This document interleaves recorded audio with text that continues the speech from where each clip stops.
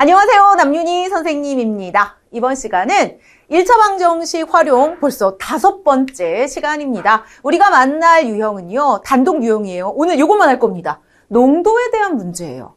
소금물의 농도로 우리가 많이 만나고 있죠. 좀 어려워하는 친구들이 많을 텐데요. 자, 오늘 이 시간 선생님의 설명으로 농도는 이제 확실하게 잡겠다라는 마음으로 수업을 시작을 했으면 좋겠습니다. 자, 소금물의 농도, 무슨 뜻일까요?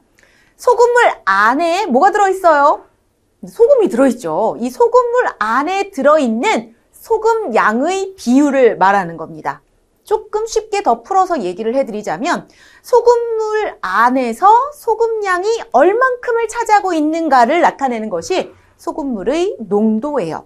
자, 예를 한번 들어보도록 할게요. 10%의 농도를 가진 소금물이 200g이 있다라고 한번 해보도록 할게요. 이게 무슨 말이냐면 소금물이 200g이잖아요. 이 200g 중에 10%는 소금이다. 이런 얘기예요. 그럼 소금이 얼만큼인데요? 소금이요? 방금 뭐라고 했죠? 200g 중에 10%는 소금이라고요. 얼마입니까? 20g이 그럼 소금이구나. 그렇다면 이 소금물은요, 물 몇 g과 180g과 소금 몇 g, 20g이 더해진 소금물이구나 라는 얘기를 하고 있는 겁니다. 정리할게요. 소금물의 농도는 소금물에 대한 소금량의 비율을 말합니다. 비율이래요. 비율 어떻게 구하죠? 기준양분에 비교하는 양으로 구하죠. 여기서 기준양은 소금물의 양이 기준양이 되는 겁니다. 그래서 소금물의 양분의 소금량, 그리고 우리가 농도는 백분율로 나타내거든요. 그래서 곱하기 100을 해주시고 %기호를 붙여주시면 소금물의 농도를 구하실 수 있는 거고요. 자, 그런데 우리가 정말 많이 사용하게 될 공식은 바로 아래에 나와 있는 소금량을 구하는 공식입니다. 그런데 선생님이 위에서 소금량 구했었는데, 그쵸? 여기 뭐라 그랬죠? 200g 중에 10%가 소금이에요. 이렇게 말하면서 200 곱하기 100분의 10 이렇게 썼잖아요, 식을. 근데 지금 아래를 보시면 100분의 소금물의 농도, 100분의 소금물의 농도 곱하기 소금물의 양. 바뀌었어요. 바꾸어도 상관이 없다는 걸 말씀을 드리고 싶어요. 사실 우리가 말로 표현하면서 식을 쓸 때는 이게 좀 더 편하지 않나요? 200g 중 10%. 이렇게 소금량을 구해도 아무 문제가 없다라는 걸 말씀을 드리면서 이제 진짜 문제를 만나보도록 하겠습니다. 같이 한번 읽어볼게요. 소금물 200g에서 50g의 물을 증발시켰더니 자, 그럼 어떻게 될까요? 가벼워지겠죠.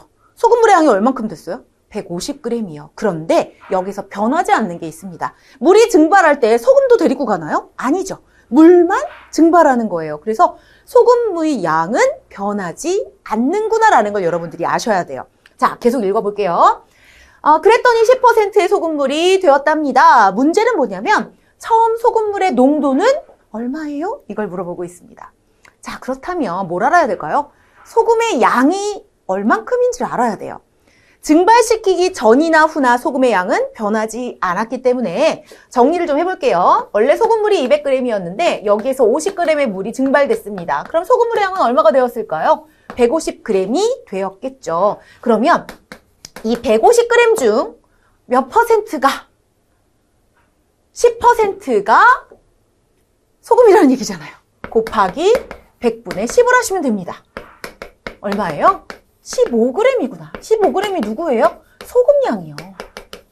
이 소금물에 들어있는 소금량은 15g이다 라는 얘기입니다. 우리가 구해야 되는 건 처음 소금물의 농도죠. 농도 어떻게 구해요? 소금물의 양분의 소금량 곱하기 100을 하면 된다라고 했습니다. 그럼 원래 소금물의 양이 얼만큼이었어요? 200g이었잖아요. 그러면 200g 중 얼만큼 15g이 소금량이고요. 곱하기 100을 해주시면 농도를 구할 수 있겠죠.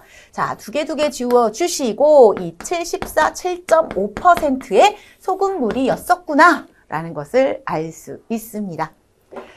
자, 이렇게 해서 소금물의 농도 그리고 소금의 양을 어떻게 구하는지 설명을 해드렸고요. 자, 이것을 문제에 적용시켰을 때 이와 같이 풀어내는구나 라는 것까지 설명을 드렸습니다. 자, 이해되셨나요?